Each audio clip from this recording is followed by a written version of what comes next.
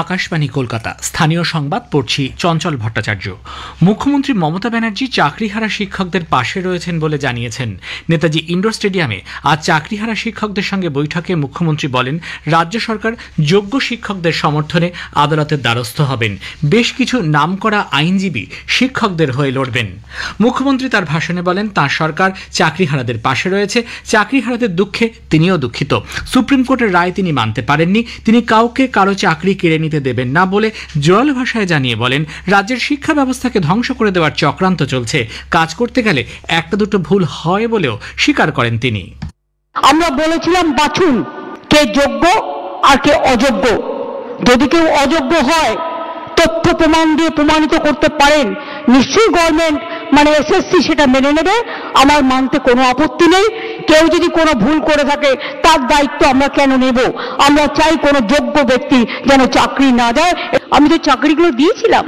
একটা দুটো কাজ করতে গেলে ভুল হতে পারে, সে ভুল সংশোধন করে নেওয়ার জন্য তুমি প্রশাসনকে সময় দাও।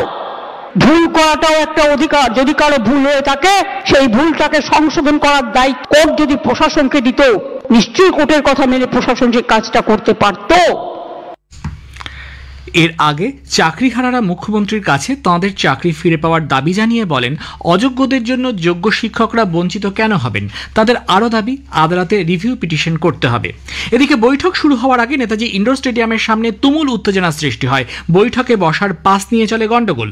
বহু মানুষ স্টেডিয়ামের ভেতর ঢুকতে না পেরে বাইরে ভিড় করে থাকেন। তাদের একাংশের কাছে বৈঠকের পাস থাকায় অপরপক্ষ প্রতিবাদে সরব হয়। তাদের দাবি, পাস ঘুরপথে বিক্রি করা হয়েছে। অযোগ্য প্রার্থীদের কোনোভাবেই বৈঠকে অংশ নিতে দেওয়া হবে না বলেও বিক্ষোভকারীদের একাংশ হুঁশিয়ারি দেন।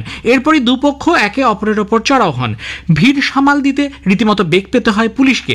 দফায় দফায় উত্তেজনা ও অশান্তির মধ্যেই যাদের কাছে পাস রয়েছে, পুলিশ তাদের অন্য রাস্তা দিয়ে স্টেডিয়ামের ভেতরে নিয়ে যাওয়ার ব্যবস্থা করে। এই ঘটনার জেরে ওই অঞ্চলের যানবাহন ও সাধারণ পথযাত্রীদের যাতায়াত বন্ধ করে দেওয়া হয়। সপ্তাহের প্রথম দিনে বহু মানুষ দুর্ভোগের শিকার হন। বিজেপি পুরো পরিস্থিতির জন্য রাজ্য সরকারকে দায়ী করেছে। বিরোধী দলনেতা শুভেন্দু অধিকারী বিধানসভার প্রবেশ পথে সাংবাদিকদের প্রশ্নের উত্তরে অভিযোগ করেন, এই সরকার অমানবিক এবং বর্বর।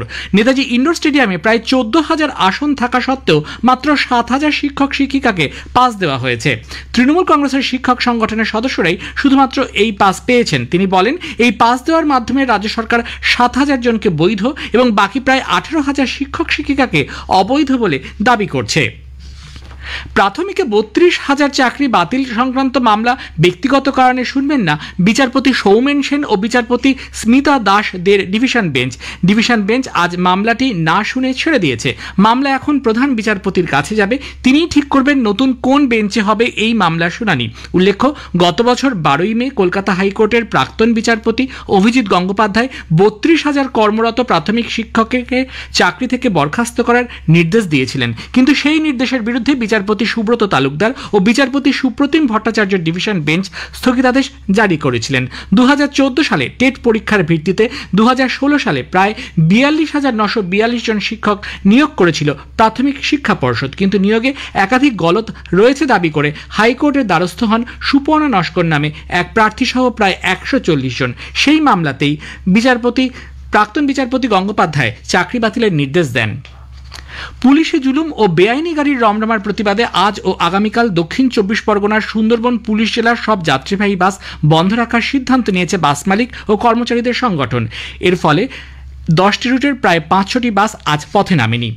উত্তর 24 পরগনার অশোকনগরের দিগ্রাম মালিকবেড়িয়া গ্রাম পঞ্চায়েতের গতরাতে গভীর রাতে তৃণমূল কংগ্রেস গোষ্ঠীদ্বন্দ্বে এলাকা উত্তপ্ত হয়ে ওঠে।